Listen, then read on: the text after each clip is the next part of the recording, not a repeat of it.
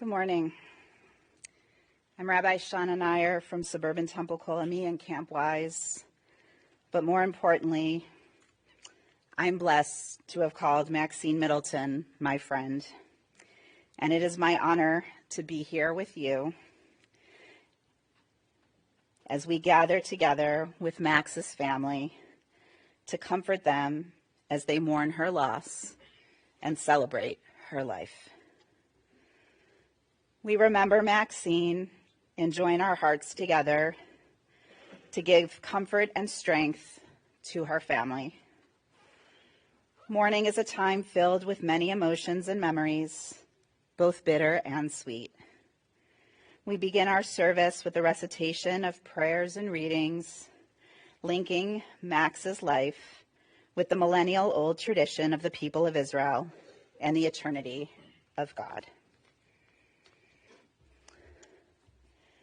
It is a fearful thing to love what death can touch. A fearful thing to love, hope, dream, to be and oh to lose. A thing for fools this, and a holy thing to love. For your life has lived in me, your laugh once lifted me. Your word was gift to me. To remember this brings a painful joy. 'Tis a human thing, love, a holy thing, to love what death has touched. Our rabbis taught that there are 3 crowns: the crown of Torah, the crown of priesthood, and the crown of royalty. But they emphasize that the crown of a good name exceeds them all. The book of Ecclesiastes says, a good name is to be treasured above precious oil. Wealth, health, and even life pass away, but a good name lives forever. It is this view that the Talmud teaches. Monuments need not be erected for the righteous. Their deeds are their memorials. They will be remembered and revered for the kindness they have shown and for the love they have given. They are shining examples of what it means to be a mensch.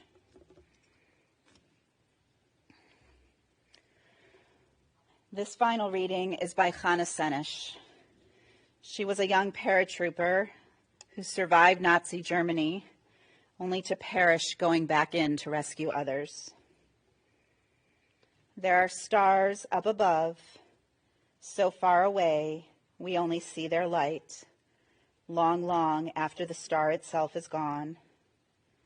So it is with people that we loved. Their memories keep shining ever brightly, though their time with us is done. But the stars that light up the darkest night, these are the lights that guide us as we live our days. These are the ways we remember. One of the greatest honors we can give another is to offer words of memory. And to honor Max in this way are her father, Rick, and then her sister, Beth. I call up Rick at this time.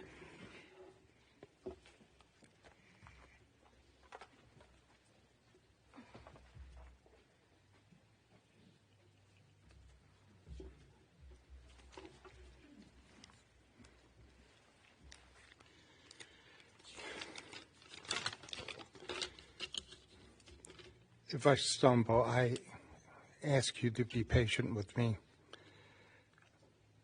It's been a week and a day since I was last with Max, and we had a very private talk at the care center,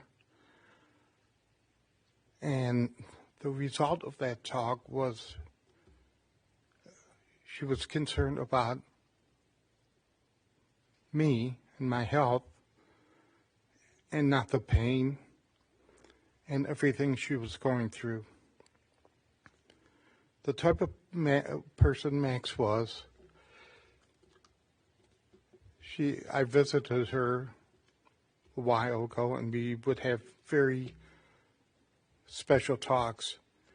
And she thanked me for her good work ethics and people skills because she said that they came from me. That was the first and only time she ever lied to me. Because I got my people skills and my work ethics from her. People are defined not by their words, but by their actions and their choices. And Max was defined for the first time for me 35 years ago in 1986 when I came home from the hospital after a very serious operation, and I had to lay on my right side. We had an L-shaped couch with my head in the corner, and and I was in a lot of pain, and she crawled up on the couch with her right hand, put her hands on me, and with her left hand and her right hand, she rubbed my cheek. And she said to me, "Don't worry, Dad." Sorry, Daddy. I'm staying right here. I will make you feel better, and I'm not leaving until you do feel better. And that's what she did. That defined her actions. As far as defining her choices, she married a mensch who I love very dearly. And for those of you who are not Jewish, and there are some here, a mensch is someone to emulate and respect. It's a person of noble characteristics. Shortly after, or not that far after their marriage, Maxie was diagnosed, and she said, "I'm fighting with my husband a battle for life." She never wanted to hear that she was going to lose a battle, and she won. And so they went through together this 14-and-a-half-year journey, and they succeeded and won the battle for 14-and-a-half years for life. On a very selfish and personal note, Scott, I want to thank you for being by her side and giving me an extra 14-and-a-half years with her. You're really very special. Thank you. She wants me to wipe. Wants me to wipe you. Okay. Thank you. And it's now my honor to call Max's sister, Beth.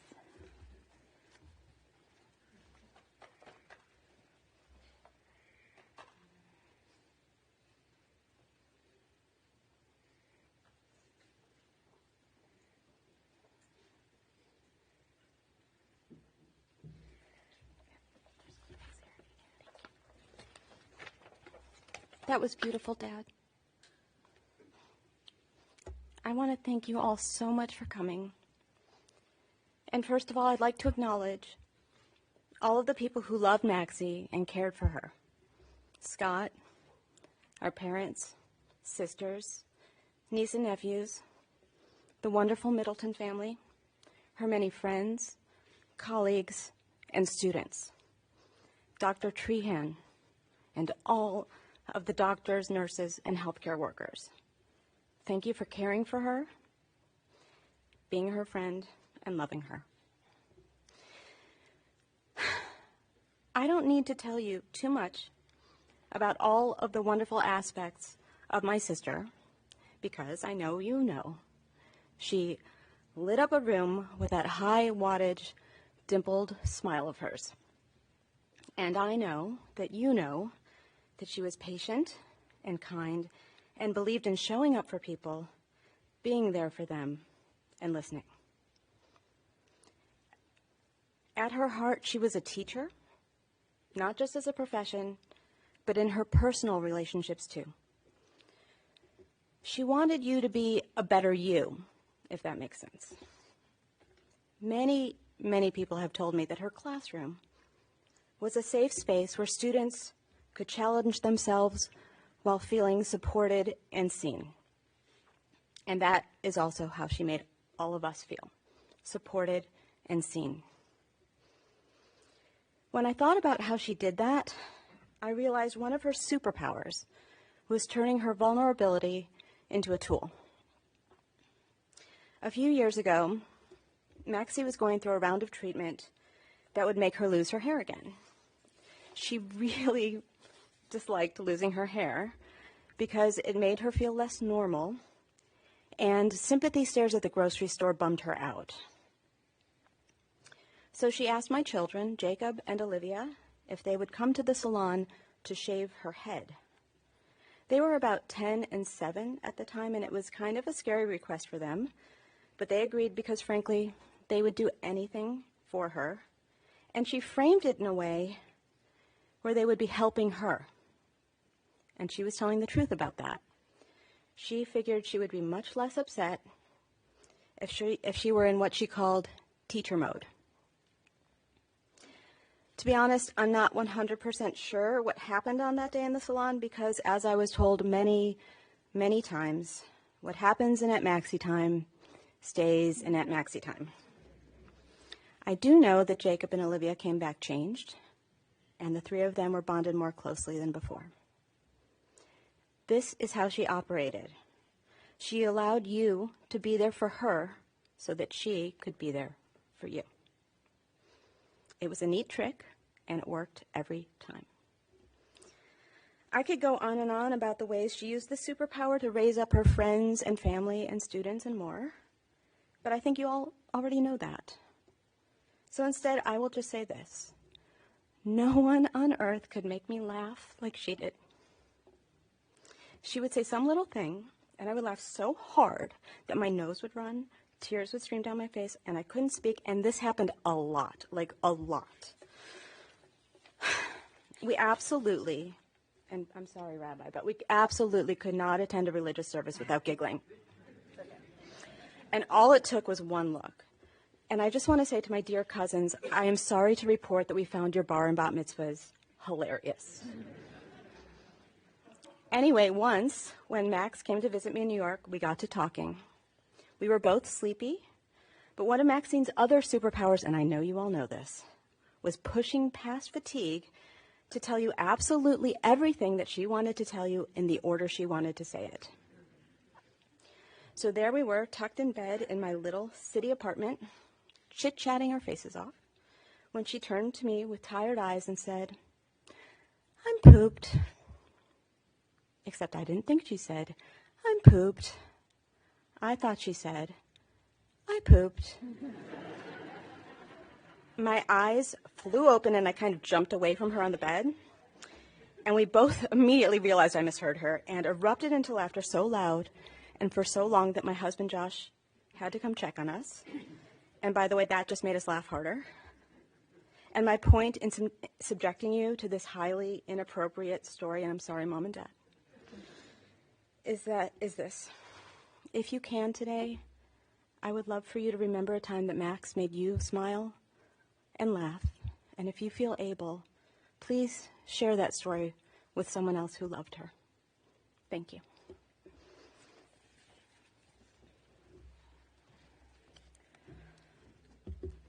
Thank you both.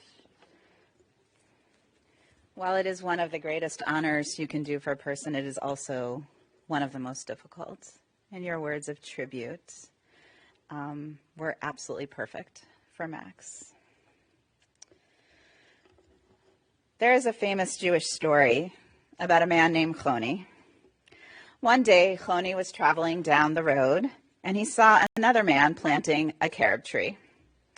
He looked at the older man and said, "How long will it take for that carob tree to bear fruit?" 70 years, replied the man. And Choni scoffed and said, "Do you think you will live to see that tree bear fruit?" To which the man replied, "I found carob trees growing when I was born because my ancestors planted for me. So I too plant for those who will come after me." L'dor vador, from generation to the next, we offer gratitude for those who came before us and plant seeds for those who will come after. Maxine Middleton was the living embodiment of this story and of the Jewish value of L'dor vador, from generation to generation. Throughout her life, she planted seeds for all of us who knew her and for all of those who will come after her. Her family and friends, her students, her campers and staff, those whom she guided on their cancer journey, and all those whom we will teach in her memory. They were not carob seeds, however. Instead, Max planted seeds of love. She rarely focused on herself, but rather everyone else was of greater concern, and Max always led with love. Whether you were her family or her friend, her student, or someone she began a conversation with 15 minutes ago, you could feel the love that radiated deep within her heart. When I spoke with Max's family yesterday, Terry said it best, and Beth said it again just moments ago. First and foremost, Max was a teacher, and Max's lessons extended far beyond her classroom, and so did her students. There were the small lessons, like there actually is a correct way to pack a trunk or stock a pantry. And then there was teaching Mark that a smartphone is better than a flip phone, and a DVR is superior to a VCR. There is the fact that there is an entire generation of camp-wise campers that are far better at the art of pantomime because of Max. And then there is Max teaching Terry how to diaper her son Henry so that he wouldn't pee on her, or Max helping Terry give him his first bath. Well, maybe that last one wasn't so small after all. Then there were the bigger lessons that Max taught, not with the words that she spoke, but with the way she lived her life. While Max's time with us was unfairly brief, she believed that time was the greatest gift you could give another. Hallie talked about the fact that she knew she could call Max anytime, and Max would want to know every detail, whether it was about Hallie's kids or the new appliance she had just purchased. And at the same time, she wanted to share every detail with you. She taught you what it felt like to be heard and how to be a good listener. This also meant that conversations could go on for hours. Hallie was not the only one who talked with great love about their conversations with Max, most of which seemed to happen after midnight. I'm not sure when Max slept, but it seemed these conversations were a special gift she shared with her whole family and with friends as well. In fact, there were many times when she would pace while on the phone at home, and Scott would come in to start to say something, and Max would hold up a finger, and Scott knew that could mean anything from 1 minute to 1 hour to "I'll talk to you tomorrow." As I was reading through Max's Facebook page in the last day or two, and believe me, if I shared all the tributes, we would be here for the next 6 Chemo Fridays. What struck me were all the messages that shared memories about time spent with Max, some of which were at those very Chemo Fridays.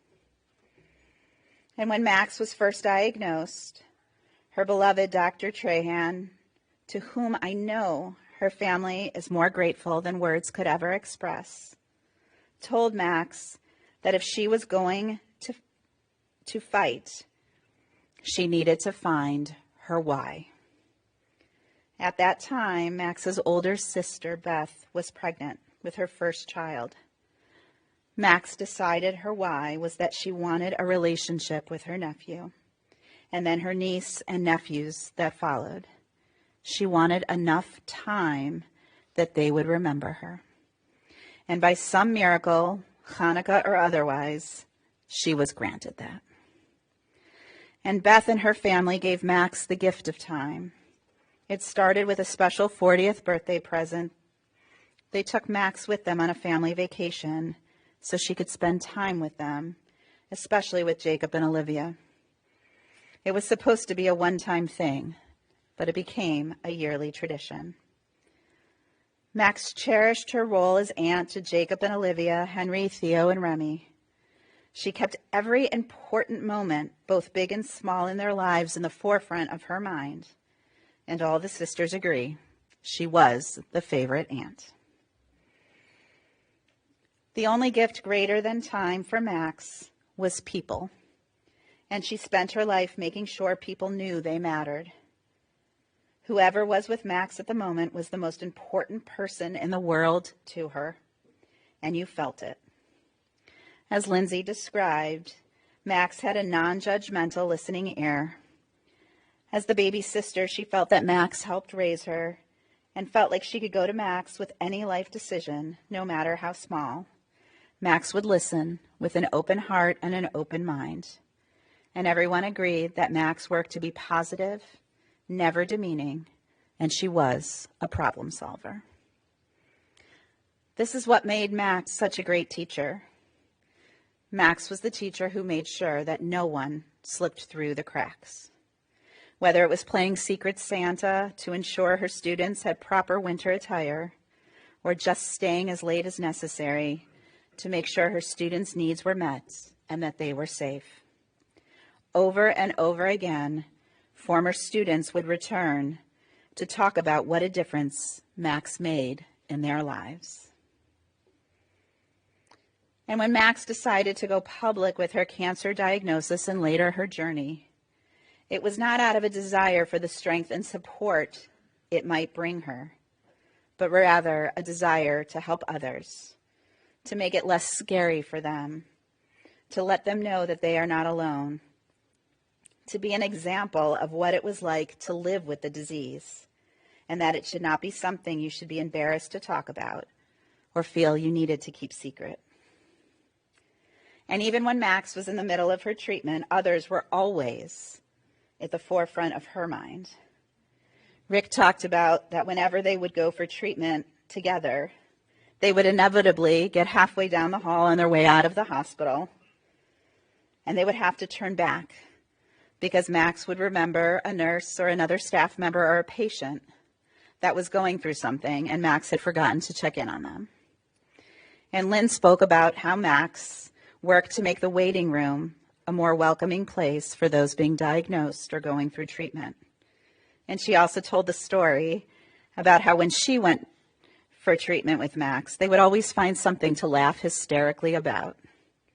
It made others want to schedule their treatment when the two of them were there.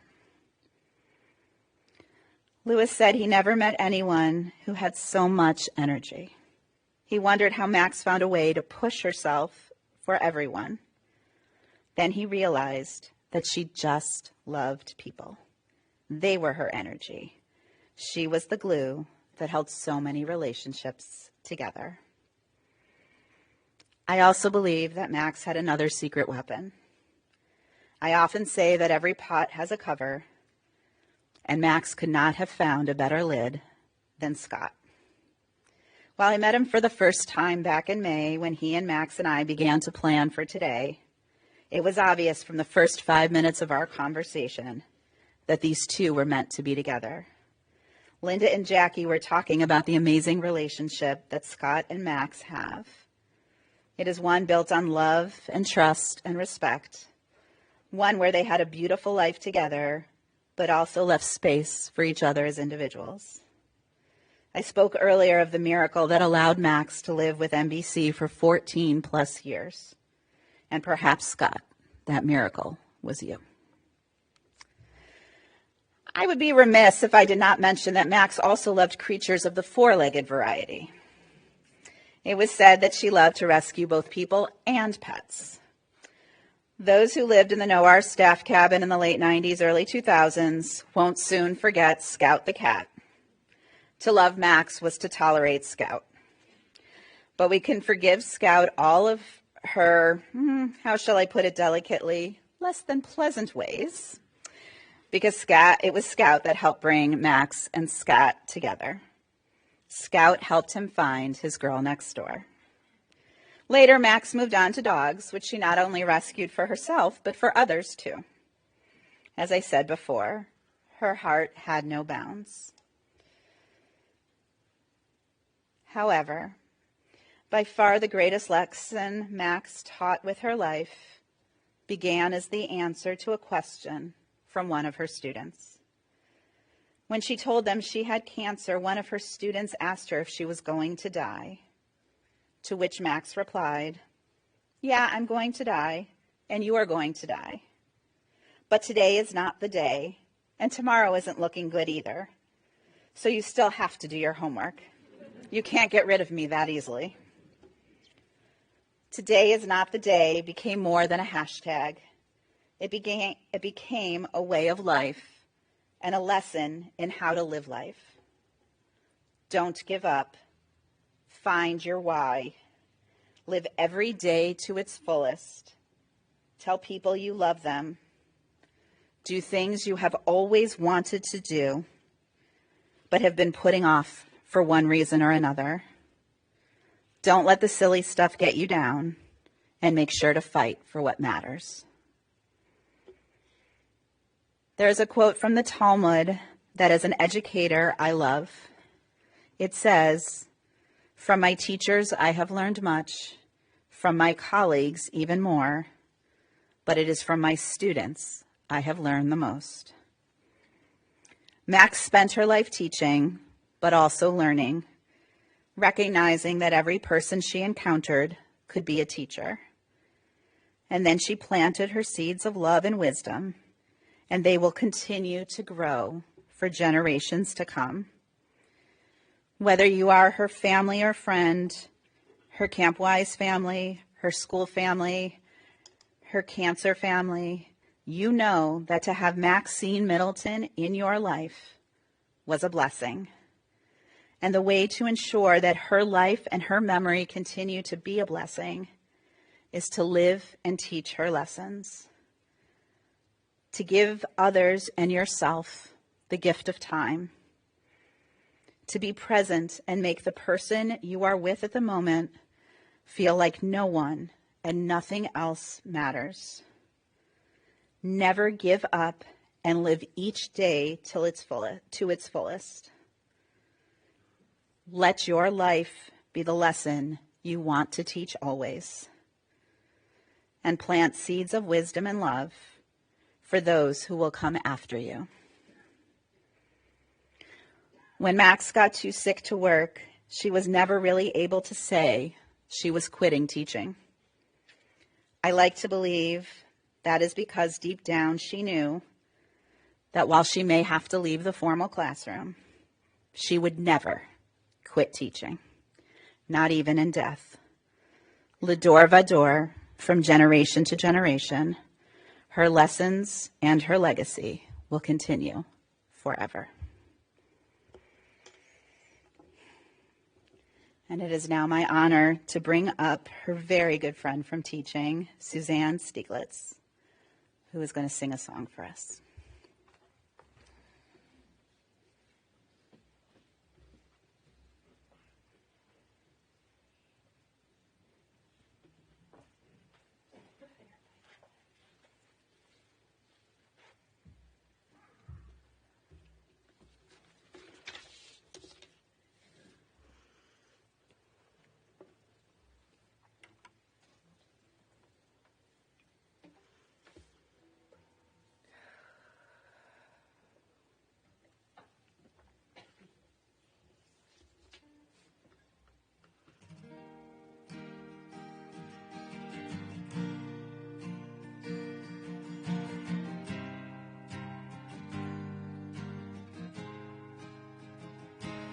We are gifts. We are blessings. We are history in song. We are hope. And we are healing.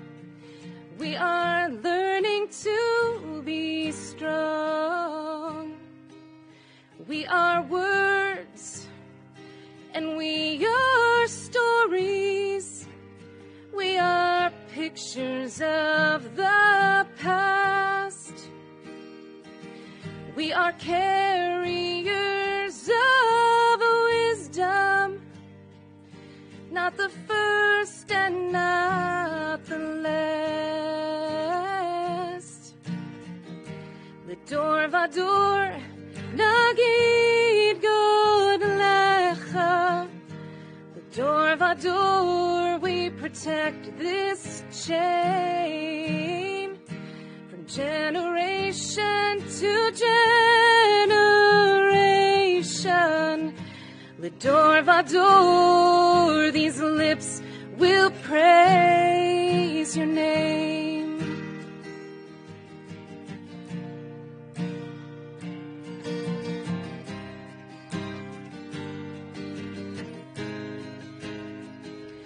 Looking back on the journey that we carry in our heart, from the shadow of the mountain to the waters that would part. We are blessed and we are holy. We are children of your way, and the words that bring us meaning, we have the strength to say. L'dor vador nagid god lecha. L'dor vador we protect this chain from generation to generation. L'dor vador these lips will praise your name.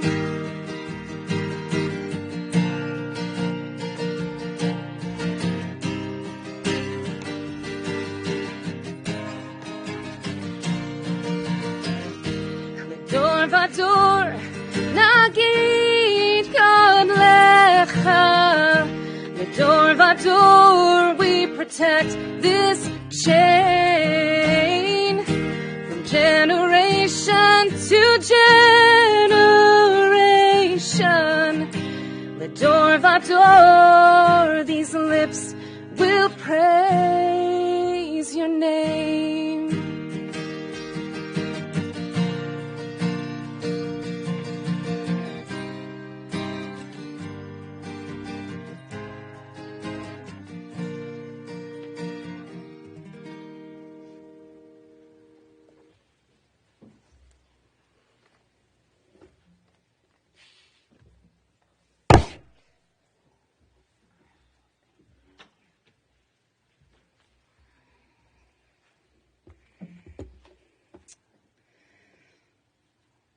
There are two prayers we specifically recite during mourning. One we will recite at the cemetery, the mourner's Kaddish. The other is Al Malei Rachamim, a prayer of mercy. I ask you now to rise.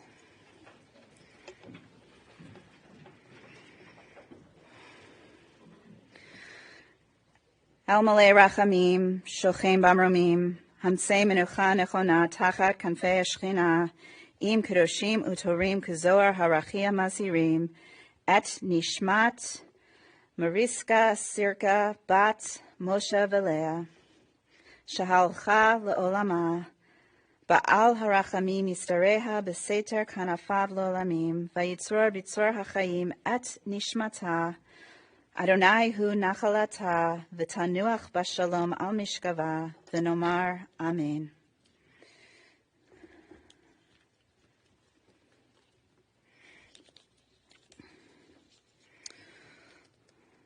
God who heals the brokenhearted and binds their wounds, God reckons the numbers of stars, God giving each one its name. Great, full of power is God, whose wisdom is beyond reckoning. God gives courage to the lowly and brings hope to the bereft. So may God always be with us. We remain standing for the 23rd Psalm. God is my shepherd, I shall not want. God makes me lie down in green pastures and leads me beside still waters and restores my soul. You lead me in right paths for the sake of your name. Even when I walk in the valley of the shadow of death, I shall fear no evil, for you are with me. Your rod and your staff, they comfort me. You have set a table before me in the presence of my enemies. You have anointed my head with oil. My cup overflows. Surely goodness and mercy have followed me all the days of my life, and I shall dwell in the house of God forever. Camp Wise was a very special place for Max, and so it seems appropriate to end this service in the same way we end each session of camp. And so it is my honor to call up Beth Young, who will lead us in Bless This House. If you know it, please join her.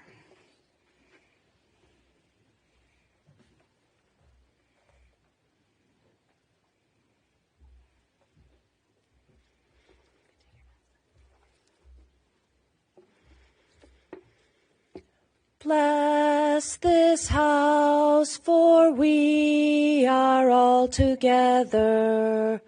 Bless us all, we may not meet again.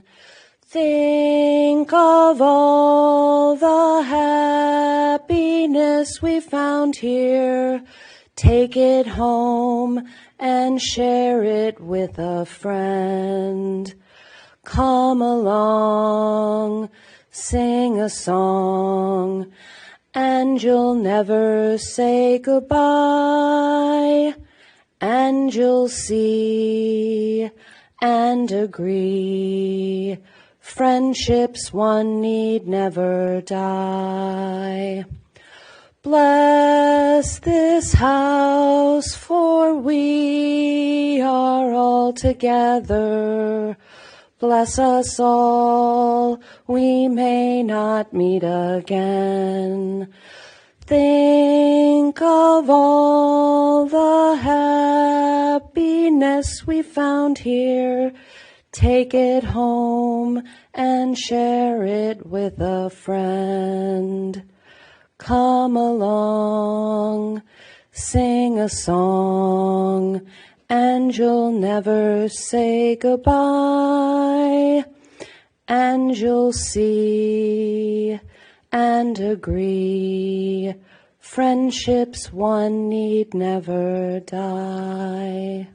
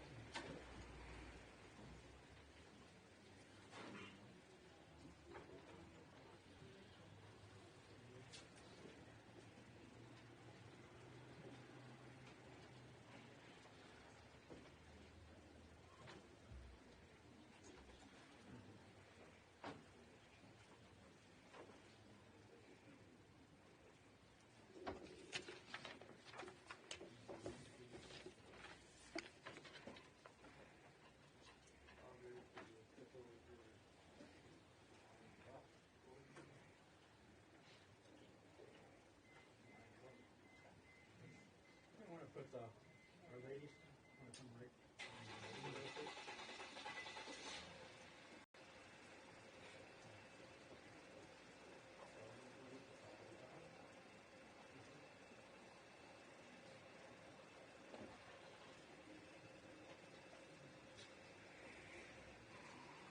All bears all lift together, please. Please move forward.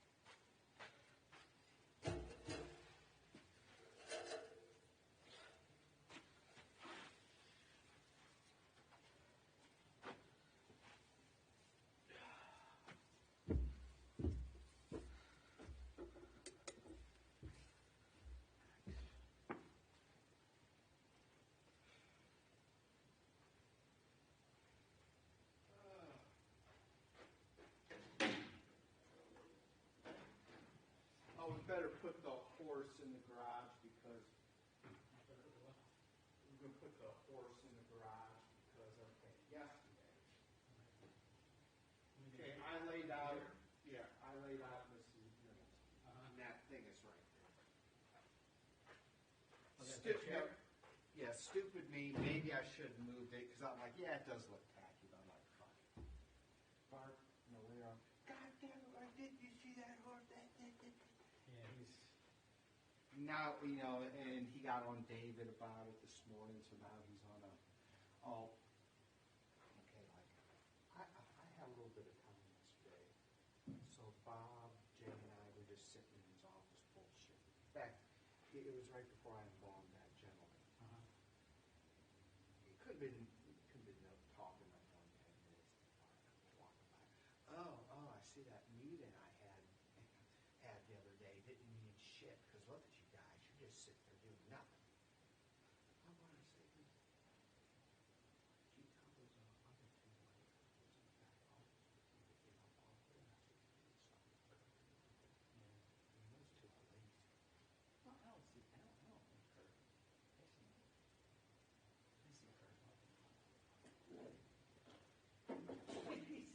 So what did Jay say? Nothing. Let's put it this way. Neither of us got up off and we were like, okay, nobody never could be right by it. Jeff, as you probably know in the 9 months here, you're never ever going to win. Even though it's all in your favor and you might get all the points and everything, you're still going to be the loser. It just doesn't matter.